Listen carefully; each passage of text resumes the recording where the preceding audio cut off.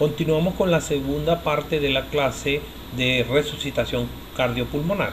Una vez desfibrilado el paciente, que es el final del CAP primario, iniciamos las maniobras con el ABCD secundario. Es el acrónimo que indica la A, aseguramiento o control avanzado de la vía aérea, es decir, realizar la intubación endotraqueal.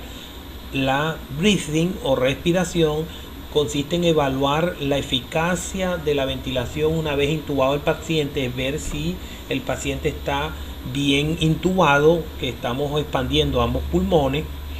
C, circulation, se refiere al acceso vascular venoso para administración de droga o la colocación de un trócaro o catéter a nivel óseo de la tibia, y continuar los masajes cardíacos. Y el diagnóstico diferencial D consiste en que el líder debe de buscar las causas que originaron el paro en el paciente. En relación a la A secundaria, que es aseguramiento de la vía aérea, es decir, intubar al paciente, deberá proporcionarse un laringoscopio, ya sea con una pala recta de Miller o una pala curva de Macinton, para lograr la intubación endotraqueal. Ahí la diapositiva muestra la forma de intubar con la Miller, la hoja plana de Miller. Observamos que debemos introducir el laringoscopio y levantar sin hacer palancamiento de los incisivos superiores para no desarticularlo desde la arcada dentaria. Se observa la imagen de la glotis con una V invertida de las cuerdas vocales, y a través de esa hendidura glótica es que usted va a pasar el tubo endotraqueal. En esta diapositiva observamos la forma de intubar con un laringoscopio con hoja curva de Macinton. Obsérvese que la hoja entra en el receso glosoepiglótico o vallécula y levanta, como muestra la figura A, en la base del laringoscopio, sin hacer la maniobra C, que consiste en el apalancamiento de los incisivos superiores para hacer la visualización de la glotis, lo cual provoca desprendimiento de los dientes, los dos incisivos superiores, y puede ocasionar daño al paciente por esa forma incorrecta de intubar. Esta diapositiva muestra los dispositivos supraglóticos que podemos usar para cuando no logramos intubar un paciente. Podemos usar la máscara laringea, que consiste en un dispositivo que permite llevar aire hasta la laringe sin canular la vía respiratoria. Esta máscara se pasa por la boca y se lleva hasta una marca que está al final del tubo, que indica la altura de los dientes, y se insufla el balón faríngeo que está con la máscara, entra en el esófago, pero deja una parte de 4 orificios para introducir el aire a la región supraglótica, de manera que es un dispositivo de intubación para personas no expertas o individuos de medicina prehospitalaria. Esta diapositiva muestra el combitubo. Es otro dispositivo supraglótico que es útil cuando no se logra intubar al paciente o el personal que está atendiendo el paro no es médico o no tiene certificación como provider de RCP, certificado por organismos que garantizan que está entrenado para hacer la intubación. Usted introduce el combitubo directo por la boca hasta el esófago, que tiene dos balones, uno faríngeo, el F, y uno D, que es el manguito faríngeo. El F es el manguito esofágico, y entre esos dos manguitos queda aislada la vía supraglótica, y 4 orificios permiten llevar el aire a las vías respiratorias inferiores. Una vez que se produce la intubación del paciente endotraqueal, ya no debe mantenerse la relación 30-2 de compresión y 2 respiraciones. Las compresiones continúan en forma continua a 100-120 compresiones del tórax por minuto, y el que está dando ambú en el paciente va a mantener 8 o 10 respiraciones por minuto. No se debe hiperventilar el paciente durante el paro para que no haya vasoespasmo a nivel cerebral por la hipocapnia que se genera al hiperventilar el paciente. Durante el proceso de resucitación debe seguirse un protocolo de administración de drogas vasoactivas, como es la adrenalina, la lidocaína, la amiodarona, o el bicarbonato de sodio o el gluconato de calcio. La administración de estas drogas tiene que ser vía intravenosa, no se puede usar la vía endotraqueal porque daña el sulfatante pulmonar y va a provocar un distrés respiratorio postparo. Si no tiene una vía vascular, use la vía intraósea a través de un dispositivo tipo Yelco, puede introducirlo en la meseta tibial y administrar cualquiera de estas drogas por esa vía. No se recomienda, insisto, la administración a través del tubo endotraqueal de ninguna droga como era antes. La adrenalina se debe usar cada 3 a 5 minutos, una ampolla sin diluir, y después que usted administra la dosis debe esperar 60 segundos dando masaje para distribuir la droga a la vía arterial, desde donde hacer el efecto, y descargar. Después de la tercera dosis de adrenalina y tercera descarga, la cuarta descarga debe ir precedida del uso de amiodarona, 300 miligramos endovenoso, y 60 segundos después darle la descarga. Recuérdense que la atropina está quitada de todos los algoritmos de paro, no se usa en asistolia, no se usa en actividad eléctrica de impulso, y la intubación debe de hacerla el experto, el que debe de intubar entre 10 a 15 segundos para evitar suspender las maniobras de compresión torácica por más tiempo y provocar daño cerebral por falta de perfusión, por ausencia de masaje. Una vez que el paciente sale del paro, se establecen los cuidados postparos en unidades de cuidado intensivo o coronario para estabilizar todas las constantes hemodinámicas del paciente. Se requiere el entorno multidisciplinario, cardiólogos, neurólogos, etc. El cardiólogo se evaluará si hay necesidad de hacerle angioplastía porque fue un infarto agudo del miocardio lo que produjo el paro, y el neurólogo evaluará la condición postparo neurológica a través de estudios imagenológicos como eco transcranial de perfusión, y se establece la hipotermia terapéutica a través de el enfriamiento del paciente durante 48 horas.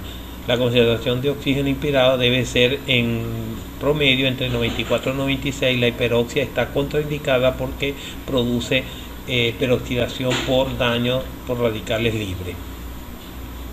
Recuerde que durante el esfuerzo de resucitación, la capnografía, medir el CO2 que expira el paciente a través del tubo endotraqueal, es útil porque indica la correcta posición del tubo endotraqueal. Si el tubo está colocado en el esófago, no va a haber capnografía, CO2 expirado, y ello indica que hay que reposicionar el tubo. Y además, durante los masajes, la capnografía, el CO2 expirado promedio es entre 15 o 20 milímetros de mercurio. Pero si el paciente inicia la restitución de su ritmo normal, la capnografía llega a 40, lo cual es una indicación de recuperación del ritmo cardíaco.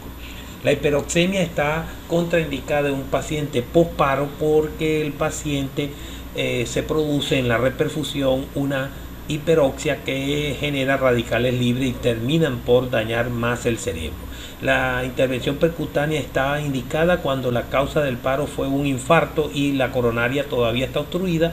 Podemos entonces realizar esa angioplastía primaria. Y el control de la glicemia es importante, no debe mantener la glicemia a menos de 180 para evitar la acidosis láctica inducida en el síndrome de reperfusión por las neuronas con avidez de oxígeno. Se hace una respiración anaeróbica en el síndrome de reperfusión. La utilidad de la capnografía es importante porque fíjese que el monitor evalúa la saturación, el ritmo de pulso que lleva el masaje, la 38, en este caso muestra allí 38 de CO2 expirado y la frecuencia respiratoria 12, de manera que es útil durante el paro usar la capnografía. Aquí se muestra trazados de una capnografía donde en la parte de arriba observamos como el masaje está un CO2 expirado de 12.5 y incrementando la intensidad del masaje va aumentando la capnografía, y en este momento que llega a 40 indica que el corazón inició su ritmo normal.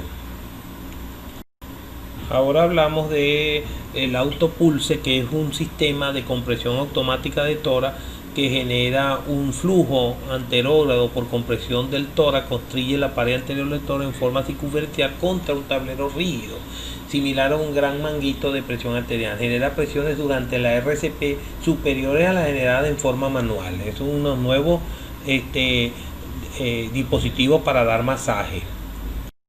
Sin embargo, aquí mostramos el dispositivo de Lucas del Lund University Cardiac Assistance System de la Universidad de Lund norteamericana, donde es el cardiomotor. Este consiste en un aparato mecánico que genera compresiones en el centro del tórax a una velocidad que usted gradúa la intensidad de la compresión, 5, 6, 7 centímetros a velocidades de 100, 120, 130 por minuto. Sin embargo, este dispositivo es altamente costoso y no lo disponemos nosotros acá en Venezuela. Con los nuevos dispositivos de asistencia durante el paro podemos entonces ver la llamada resucitación cardiopulmonar manos libres con la compresión mecánica, con el LUCA y el monitor desfibrilador automático colocado en el paciente, y el tubo de RCP bucinal, que es un sistema que se muestra aquí, que va al lado del paciente, que produce un jet de oxígeno 700 veces por minuto, manteniendo el tórax insuflado con oxígeno. De manera pues que este sistema de manos libres es el futuro para la reanimación en condiciones donde no se requiere la asistencia directa de los resucitadores. Nosotros aquí en Venezuela no contamos con ningún tipo de esos dispositivos avanzados y debemos actuar con celeridad y asertividad para poder tener altos éxitos en resucitación de nuestros pacientes que sufren parada cardíaca. Para que nuestros esfuerzos sean efectivos y útiles, debemos contar en todos los servicios hospitalarios del carro de paro. Es un sistema donde portátil que puede ser desplazado para cualquier área del hospital, que consta con el desfibrilador, el equipo de intubación, todas las drogas que se requieren en el paro y todos los utensilios para atender a un paciente en paro: guantes, tubos endotraqueales, sondas de aspiración, etc. En esta diapositiva mostramos los esfuerzos de resucitación según el algoritmo de paro. En lo que usted detecta una condición de paro, activa el servicio de urgencia para que acuda al área, es el código azul, y inicia usted la reanimación con 30 compresiones y 2 respiraciones. En lo que llegue el equipo de paro, inmediatamente coloca las paletas del desfibrilador y evalúa qué condición o ritmo tiene el paciente. Si tiene una fibrilación ventricular, una taquicardia ventricular sin pulso, descarga inmediatamente, y una vez que hace la descarga, inicia la masaje. Son 2 minutos de 5 ciclos 32 sin interrupción. En el caso de que usted detecte un ritmo no desfibrilable, actividad eléctrica sin pulso y asistolia, debe de continuar masaje durante 2 minutos, 5 ciclos 32, y posterior a esto debe de seguir lo que indica durante un paro, evaluando la presencia o no de condiciones que han podido contribuir a la detención del corazón. Para eso debe de pensar en las 6 H y la 6T, que son las causas de paro: hipoxia, hipovolemia, hipercalemia, hipertermia, y trombosis, tóxico, tromboembolismo pulmonar, infarto agudo del miocardio y taponamiento cardíaco. Cuando observamos en el electrocardiograma una actividad eléctrica sin pulso, la evaluación y la conducta a asumir por el equipo de paro está en dos posibilidades. Si tiene un QRS estrecho, el problema es mecánico del ventrículo derecho. Si tiene un QRS ancho, el problema es metabólico, electrolítico, problema del ventrículo izquierdo. Entonces, las causas de QRS estrecho con actividad eléctrica sin pulso se debe a taponamiento cardíaco, neumotoras de tensión, un aumento exagerado del PIC en pacientes que están en terapia intensiva, ventilado, y tromboembolismo pulmonar, coágulos en el territorio arterial pulmonar que generan ese problema mecánico del ventrículo derecho. O puede ser un infarto agudo del miocardio del ventrículo izquierdo que tiene ruptura miocárdica y está provocando esa alteración hemodinámica a nivel del corazón. En el eco cardíaco, si le hiciéramos un eco en ese momento, vemos que el ventrículo izquierdo está hiperdinámico, por eso se llama una pseudoactividad eléctrica sin pulso. Cuando el QRS es ancho, entonces se debe a trastornos electrolíticos como hipercalemia, intoxicación por antagonistas de calcio, o nifedipina, lodipina, etc., o bloqueadores de canales de sodio. El ritmo también puede ser ya agónico, ya es un estado final del paciente, o tiene un infarto agudo del miocardio con más del 40% de daño del miocardio ventricular izquierdo y una falla de bomba irreversible. Ahí el ventrículo izquierdo se ve hipokinético, akinético, y esta es la verdadera actividad eléctrica sin pulso. Al manejo de la actividad eléctrica sin pulso se dirige fundamentalmente a la patología QRS estrecho, porque el problema es mecánico. Si es hipovolémico, bueno, por hemorragia o deshidratación, deberemos hacer expansión salina con 30 cc por kilo a chorro para hacer una recuperación de la volemia efectiva. O si es una hemorragia, hay que pasarle sangre a este paciente si tiene una condición de hemorragia. Si la actividad eléctrica de impulso es por un taponamiento, hay que hacer una pericardiocentesis y drenar el pericardio para poder mejorar el llenado de hipercarga ventricular. Si es un neumotórax de tensión, debemos drenar con un tubo de tórax el neumotórax, o con una válvula de Henle, que es un sistema de una aguja que drena el área, el pulmón y el espacio pleural. O si es una ventilación mecánica con hiperinflación, debemos ajustar el ventilador, el PIT y el volumen corriente a 6 mililitros por kilo. Y si es un tromboembolismo pulmonar, debemos hacer trombolisis con estreptoquinasa y anticoagular al paciente. En la actividad eléctrica de impulso con QRS estrecho es difícil de tratar porque generalmente se debe a una condición agónica final del corazón. Si es una hipercalemia, intoxicación por antagonista de calcio, bueno, el manejo será con gluconato de calcio, y si es hipercalemia, también gluconato de calcio y las medidas antihipercalémicas para mejorar esa situación.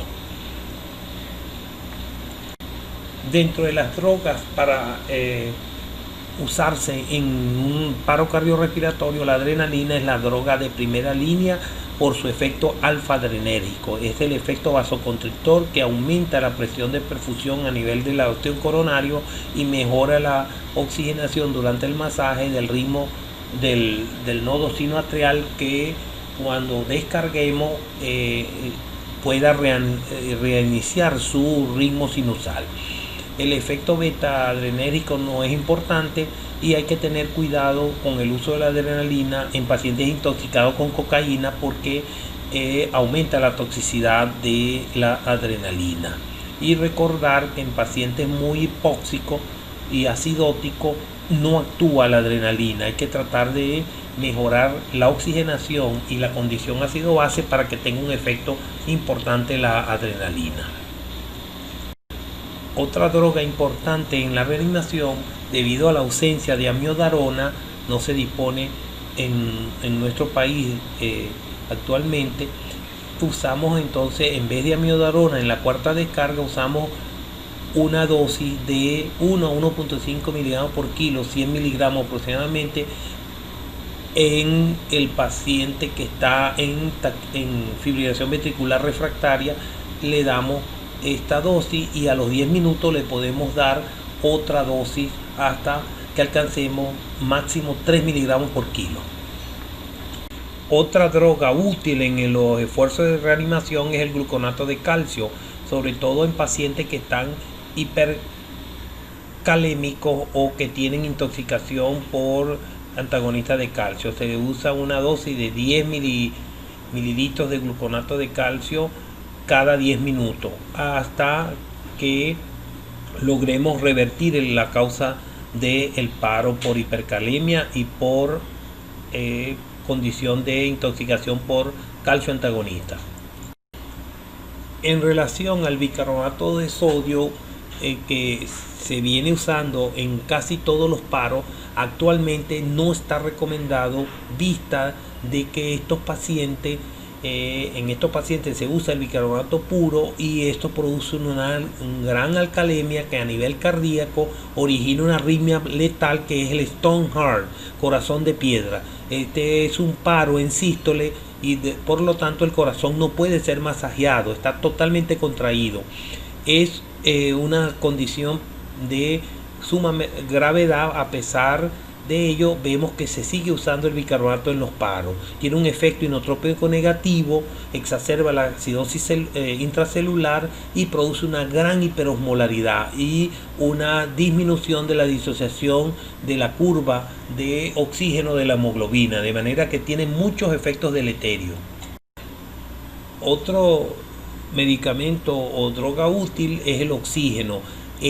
Durante un paro hay que darle la máxima concentración de oxígeno, 100% de oxígeno, para que mejore la oxigenación cerebral. Y post paro hay que reducirlo porque provoca hiperoxia y aumento de daño por radicales libres en el síndrome de reperfusión. Pero durante el paro hay que dar la máxima cantidad de oxígeno. En fluido, la solución fisiológica para mantener la volemia efectiva es el indicado. Es importante que aclaremos que en el paro cardíaco post-trauma, ya sea por accidente de tránsito, herida por arma blanca, herida por arma de fuego o caída, el esfuerzo de resucitación no es igual que cuando ocurre un paro por cardiopatía isquémica, es decir, por infarto agudo del miocardio. De manera pues que los esfuerzos tienen que estar en otro sentido. En relación al mecanismo del paro en trauma, si es por herida abierta, tiene mejor sobrevivencia que si es por trauma cerrado. La sobrevivencia es 1%. Los mecanismos fisiopatológicos que explican el paro en un paciente que ha sufrido un trauma grave no son iguales que el paciente que hace un paro por causa cardíaca, es decir, isquémica, coronaria. El daño que ocurre en un accidente, ya sea en un daño por arma de fuego o arma blanca, generalmente puede la lesión ser de grandes vasos aórtica y ruptura de la aorta. Generalmente el paciente muere en los primeros minutos.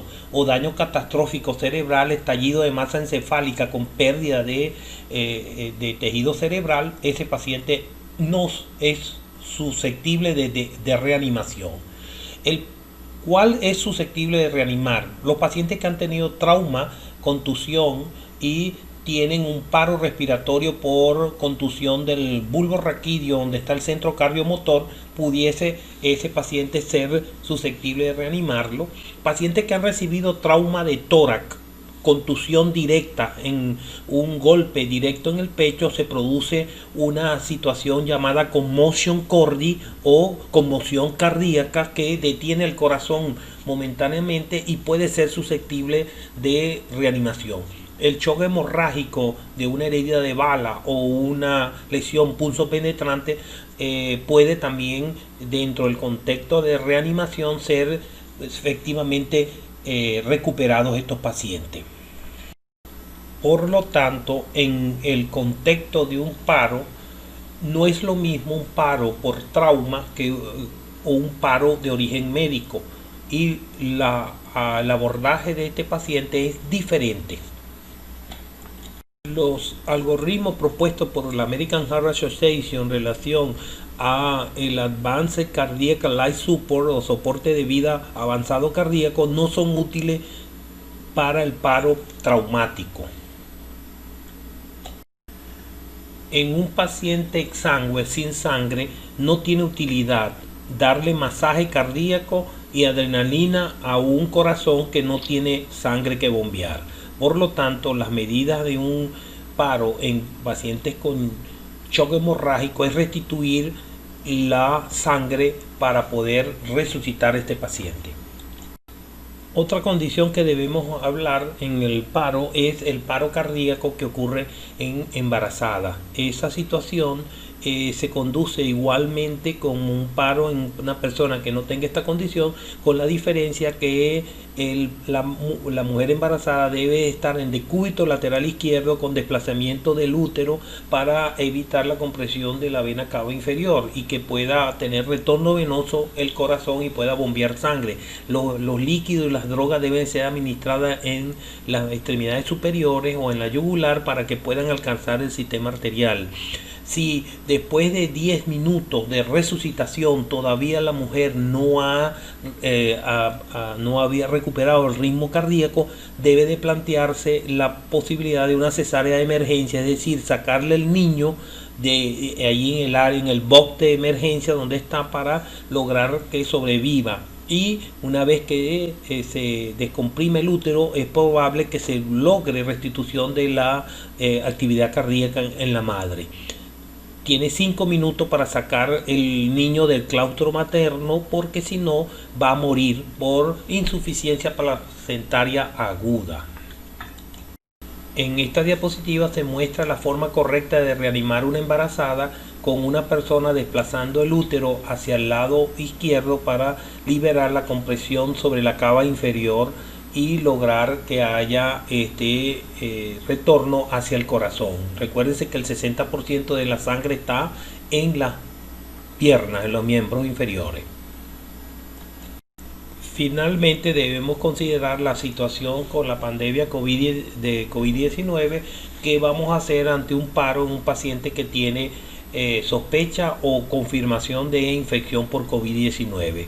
Bueno, lo más importante según los guías del 2020 es que la prioridad es la seguridad de los rescatadores. Si no tenemos equipo de protección, no debemos acercarnos al paciente, y si tienen algún rescatador tiene pretensión, pudiese iniciar la RCP solo con masaje. No puede acercarse a la vía aérea para evitar contaminarse con los aerosoles que emite el paciente durante el paro. Debe de cubrir la boca de la persona con un pañuelo o con una mascarilla para evitar que cuando usted comprime el tórax la persona aerosolice el virus hacia usted, y realice solo compresión, no haga ninguna maniobra en la vía aérea. Tan pronto como llegue el desfibrilador externo automático, coloca los electrodos y si el ritmo es chocable, lo descarga.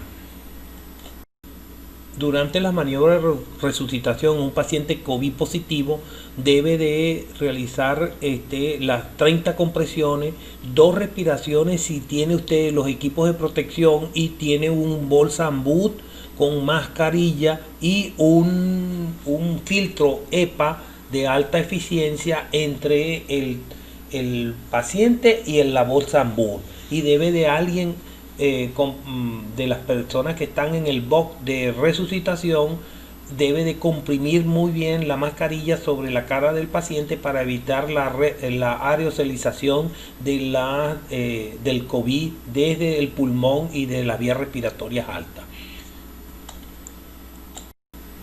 Recuerde entonces que la prioridad de atención del paciente en paro con infección por COVID-19, la prioridad es el equipo de resucitadores. No debe haber más de 4 personas en el box de resucitación. Debe mantenerse todo con sistema de protección personal, y no puede estar abierto a las demás áreas durante el proceso de resucitación, porque el masaje y las descargas eléctricas en el tórax generan gran cantidad de aerosolización de virus. La condición de lo que originó el paro en el COVID generalmente está relacionada con un distrés respiratorio importante o una falla cardíaca por miocarditis viral por el virus, de manera pues que después de 10-15 minutos de maniobra de resucitación, si el paciente no tiene ningún indicio de recuperación de la actividad eléctrica cardíaca, debe dejar el esfuerzo por la posibilidad de contaminación de todo el equipo por la aerosolización que se hace durante las maniobras. De manera pues que en conclusión, durante la resucitación de pacientes COVID-19, la prioridad, insistimos, es en preservar la integridad del equipo, priorizar las estrategias de ventilación que menos aerosolicen, es decir, intubación de secuencia rápida, evitando manipular la vía aérea sin los mecanismos de protección personal, y planificar la RCP por un equipo altamente entrenado que tenga los conocimientos necesarios para no contaminarse durante el proceso de RCP. Conclusión, se recomienda que todo paciente en paro cardíaco reciba reanimación, a menos que la víctima tenga una instrucción válida notariada de no ser reanimado.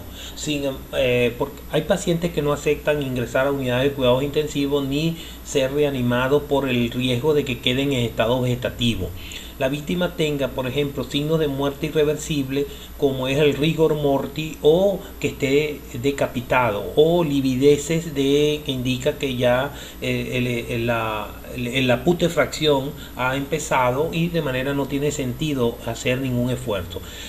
También es importante no reanimar a un paciente cuando el paciente está en una condición crítica terminal, que ya tiene falla multiorgánica, más de 5 órganos en falla por más de 48 horas con falla grave. No tiene sentido reanimar a estos pacientes. Y también es apropiado abstenerse de intentos de reanimación, por ejemplo en sala de parto, cuando se trata de niños que han nacido anencefálicos, es decir, sin hemisferios cerebrales, o que tienen un peso al nacer menos de 400 gramos, o que tienen una condición congénita de trisomía 13, que es el síndrome de Patot, o el 18, que es el síndrome de Edwards. Son malformaciones graves que probablemente no dejen que el niño sobreviva unas horas. Y también pacientes con cáncer metastásico o pacientes que tienen enfermedad vascular cerebral repetidas y están en estado vegetativo, no tiene sentido reanimar. Ante todo paciente que tenga signos evidentes de lesión irreversible, no luche contra lo imposible, es decir, no reanime un paciente decapitado ni un paciente que tiene ruptura a nivel de tórax, expuesto todos los órganos por una situación de catástrofe, un accidente. Finalmente les sugiero que busquen este manual de atención cardiovascular de urgencia, que es un libro que es necesario mantenerlo en la bata, porque está en el contenido todas las pautas para atención de las enfermedades cardiovasculares, ya sean cerebrovasculares, ya sean cardíacas, tromboembolismo pulmonar, tromboembolismo periférico. Es de la American Heart Association, luchando contra las enfermedades cardíacas y el stroke, o sea, de la enfermedad vascular cerebral, y financiado por la Fundación Interamericana del Corazón y el ILCO, que es la Liga Internacional para los esfuerzos de enfermedades cardiovasculares a nivel mundial.